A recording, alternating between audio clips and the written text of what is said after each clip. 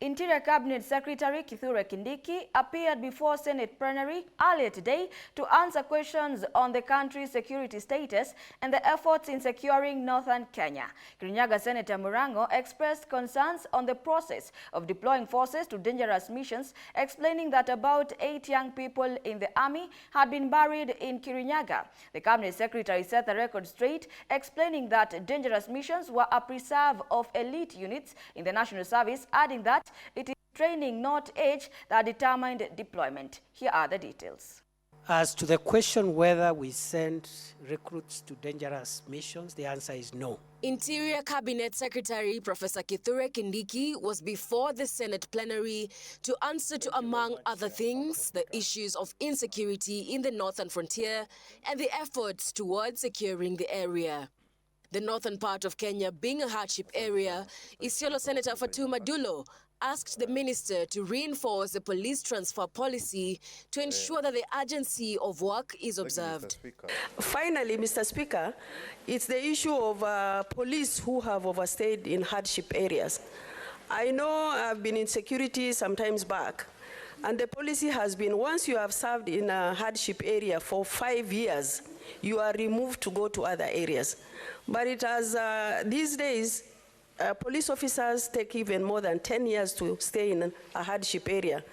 Until they have familiarized themselves with the community, and the work they are doing, they are not even taking it seriously. It has now been decided that going forward, no officer who has served for more than 3 years should remain in the station they are serving.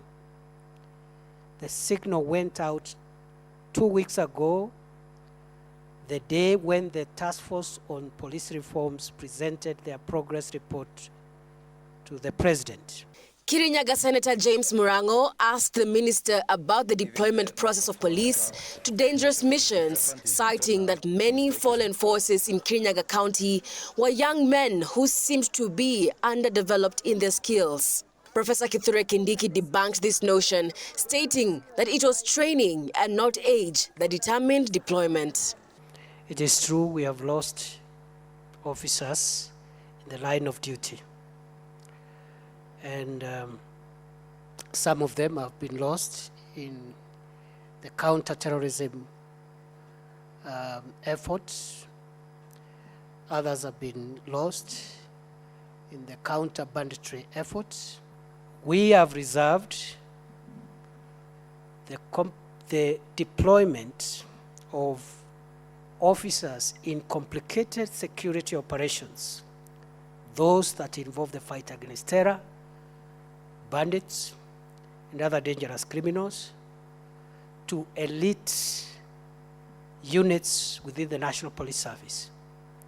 So it's not about age of the officer. It is the training of the officer that determines the deployment. To quell the clashes in Sondu that have so far left 7 dead and several injured, the minister responding to Senator Muma highlighted that he visited Sondu incognito on Tuesday, 10th October, to survey the security status of the area while assuring the committee of the House that the matter would be resolved in the next 2 weeks. Why you have not used that approach in dealing with the matter of the insecurity in Sondu? Honorable CS, I ask so because the insecurity in Sondu has happened now 3 times.